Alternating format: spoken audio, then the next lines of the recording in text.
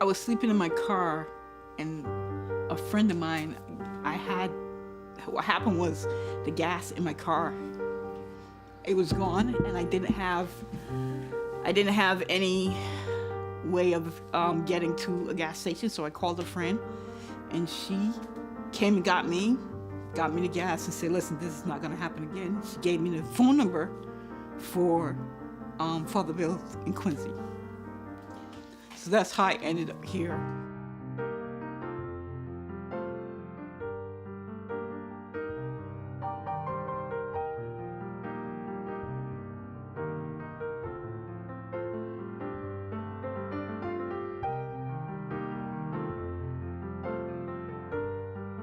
And I was there for 6 months at Father Bill in Quincy, and then they put me in for the transitional apartment here.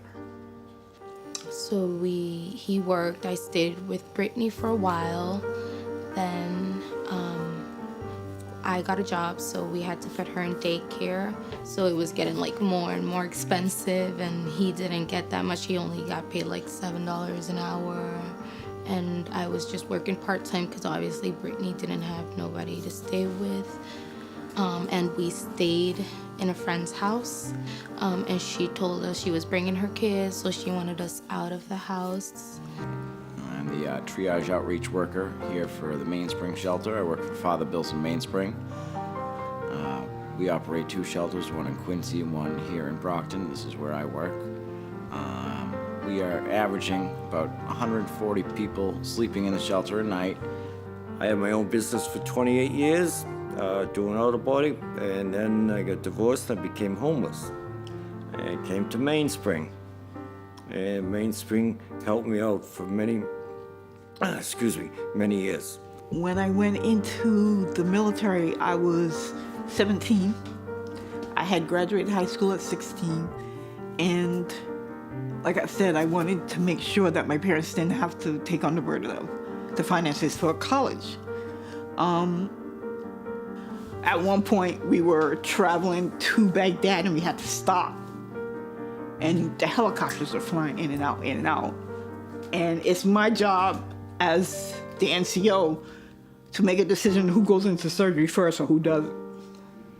And it's hard when you're 21, making life decisions. When I find myself falling back, I try to go back to those things: duty, integrity, honor, strength. It's just something that is ingrained in here. It's something that I'll never lose.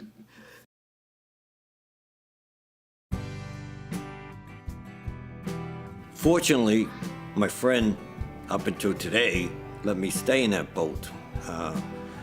And it was heaven sent, because otherwise I'd be sleeping out in the street somewhere.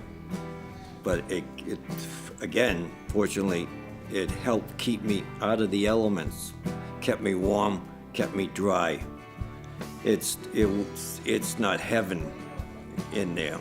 It's dirty, nasty, but it's a place to sleep. And that's all I do. I just sleep there. I don't live there.